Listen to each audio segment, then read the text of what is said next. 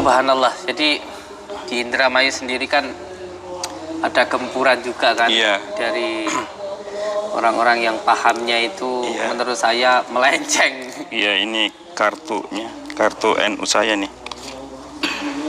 Punya Kartanu. Kartanu, Subhanallah. Assalamualaikum warahmatullahi wabarakatuh. Alhamdulillah, salatu wassalamu ala rasulillah, amma ba'd. Kaum muslimin yang dirahmati Allah subhanahu wa ta'ala, di tengah masyarakat muslim yang sedang melawan kesesatan di Al-Zaitun, seperti kondisi sekarang ini, kok masih ada orang yang mengaku sebagai kiai, sebagai pimpinan pondok pesantren, mendatangi Samsudin Jadab, dukun palsu, untuk berguru dan meminta apa, amalan-amalan yang entah amalan apa itu.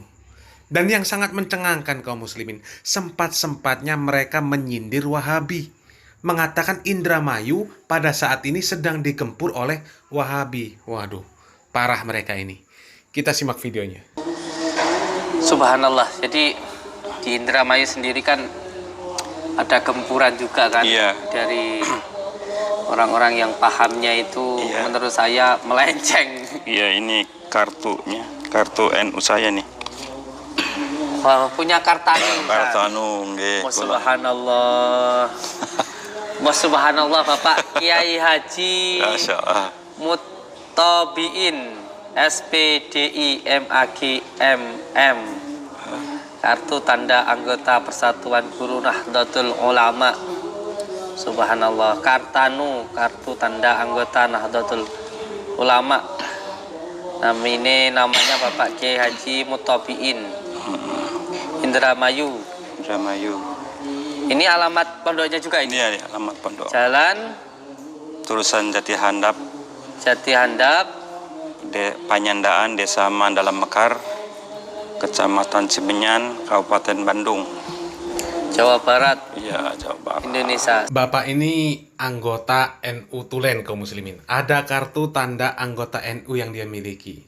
Namanya Kiai Haji Muttabiin. Ingat kaum muslimin, Kiai Haji Muttabiin orang NU. Tapi kok mau jauh-jauh dari Indramayu mendatangi Samsudin ini ke Blitar, Jawa Timur? Ada apa ini? Kita lanjutkan. Nama saya Samsudin.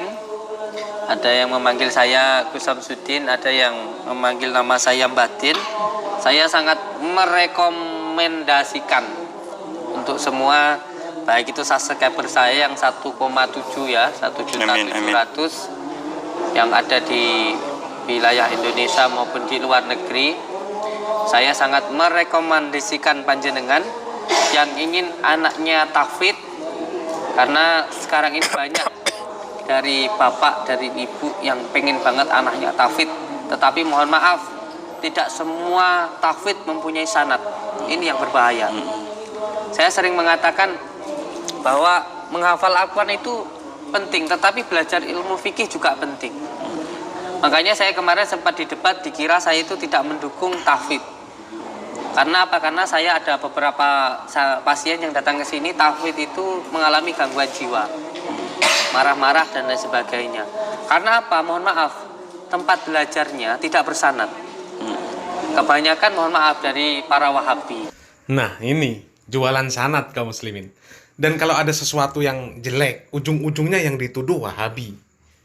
Dituduh Wahabi tidak bersanad. Bahkan tempatnya juga dikatakan tidak bersanad.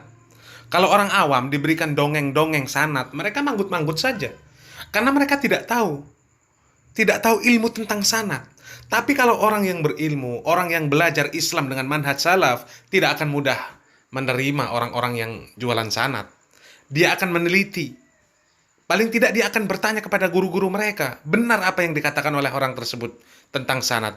Itu berbeda dengan orang-orang atau kelompok yang seperti kelompoknya Samsudin dan tamunya tersebut. Kalau sudah dibilang bersanad, sudah sami'na wa ata'na.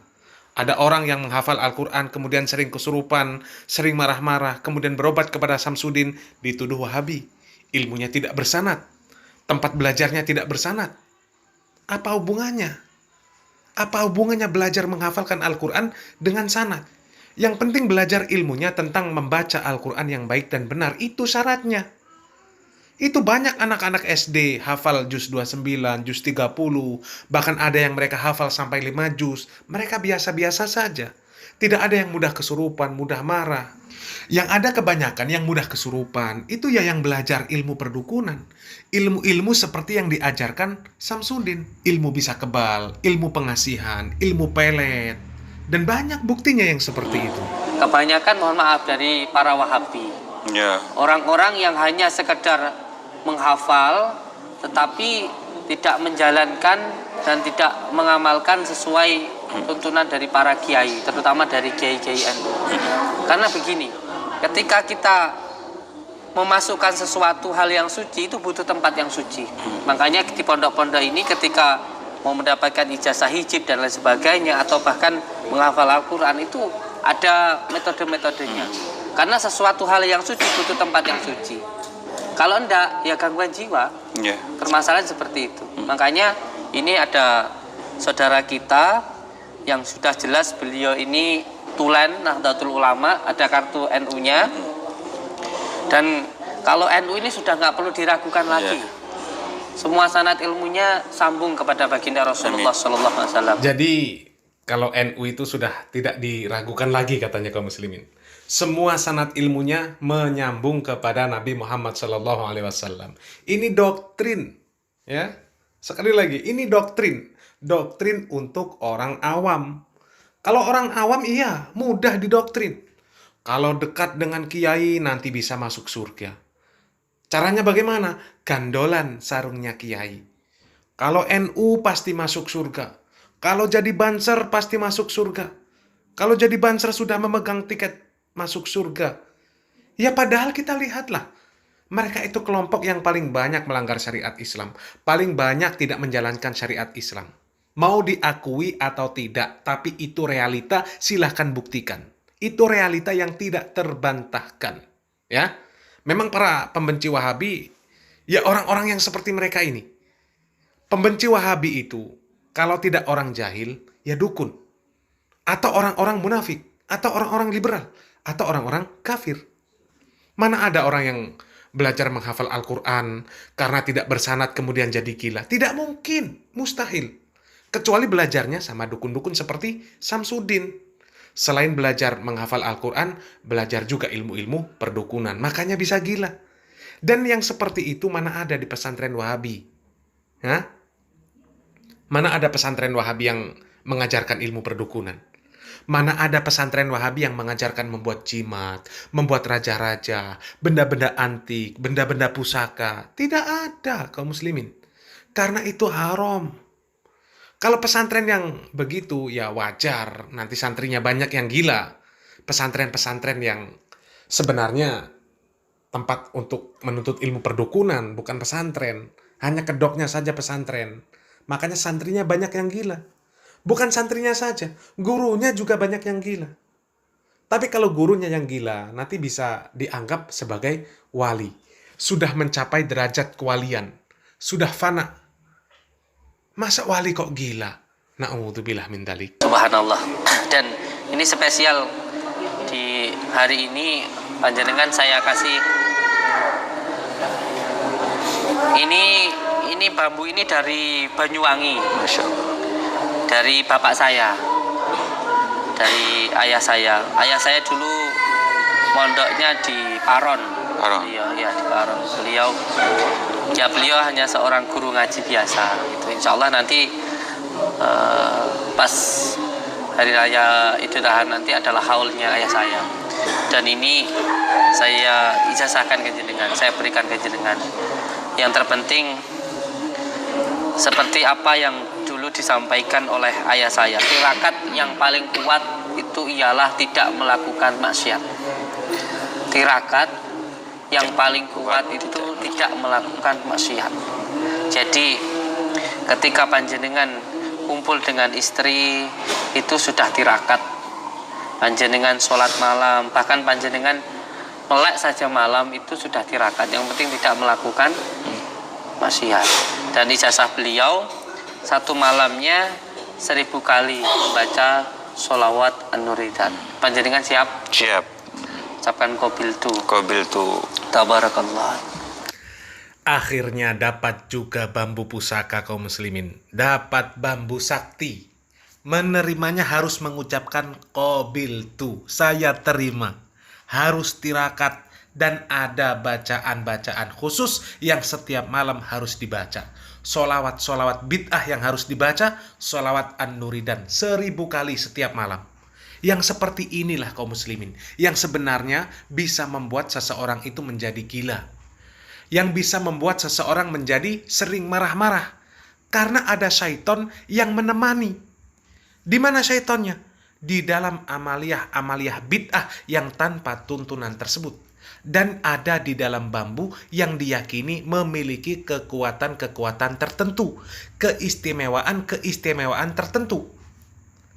Kalau mau dikatakan ilmu yang seperti itu bersanad kepada Nabi Muhammad SAW, ini kan namanya gila kaum muslimin. Mereka hanya jualan sanad. Akan tetapi mereka tidak membuktikan bahwa ilmu mereka bersanad. Ilmu yang seperti itu mau dikatakan bersanad kepada Nabi Muhammad SAW, itu namanya gila. Ya, memangnya Nabi Muhammad SAW mengajarkan yang seperti itu? Jadi itu sanadnya dari siapa? Dari para dukun. Dukun-dukun palsu. Dan itulah pandainya dukun kaum muslimin. Pandainya dukun mengelabuhi orang awam. Itu kiai sebenarnya awam. Buta ilmu agama, terutama ilmu tauhid. Sehingga mau mendatangi dan mengambil manfaat dari dukun KW Samsudin tersebut. Itu dukun KW. Dan akhirnya benar-benar dikelabuhi oleh dukun KW Samsudin tersebut. Kita lihat bagaimana cara Samsudin mengelabuhi orang tersebut. Caranya seolah-olah memerintahkan kepada kebaikan. Jangan berbuat maksiat. Tirakat yang paling baik itu kan tidak berbuat maksiat. Seperti itu cara mengelabuhinya. Dan maksiat di pandangan orang yang awam itu kan ya mencuri, berbohong, berzina, judi, mabuk, membunuh, dan sebagainya. Padahal maksiat yang paling besar itu menyekutukan Allah. Menyekutukan Allah. Secara tidak langsung Samsudin itu memerintahkan orang tersebut untuk menyekutukan Allah. Kalau hanya dosa mencuri, dosa berzina, dosa judi, dosa membunuh, itu ringan di hadapan Allah Subhanahu wa Ta'ala. Meskipun itu masuk dosa besar, akan tetapi apabila dibandingkan dengan dosa kesyirikan, dosa menyekutukan Allah, itu tidak akan ada apa-apanya. Dan bagaimana cara Samsudin mengelabuhi supaya orang tersebut berbuat kesyirikan? Bambu itu tadi diperintahkan untuk ditirakati. Dibaca-bacakan sholawat yang bid'ah. Supaya kekuatan tersembunyi di balik bambu tersebut bisa datang. Dan menanamkan kepercayaan kepada orang tersebut. Sehingga orang tersebut memandang bambu tersebut bukan seperti bambu yang biasa. Melainkan ada sesuatu, ada kekuatan di dalamnya. Dan orang tersebut akhirnya ada rasa tawakal, ada rasa kepercayaan kepada bambu tersebut, bahwasanya bambu tersebut dapat memberikan manfaat selain manfaatnya secara umum. Manfaat secara umumnya bambu. Maka itulah kemaksiatan yang besar kaum muslimin. Lebih besar dari kemaksiatan-kemaksiatan yang ada. Itu namanya kesyirikan. Dan Allah Subhanahu wa Ta'ala mengatakan, "Inna syirka la dzulmun azim." Dan sesungguhnya kesyirikan itu adalah kezaliman yang besar. Kemaksiatan yang paling besar. Jadi inilah alasan mengapa orang-orang seperti mereka ini sangat besar kebenciannya kepada orang-orang yang disebut Wahabi. Karena Wahabilah yang selalu membongkar kedok-kedok dan kesesatan mereka. Dan kita berdoa semoga kita dijauhkan dari kelompok-kelompok yang seperti ini. Wallahu a'lam bishawab. Semoga yang sedikit ini bermanfaat. Barakallahu fikum. Wassalamualaikum warahmatullahi wabarakatuh.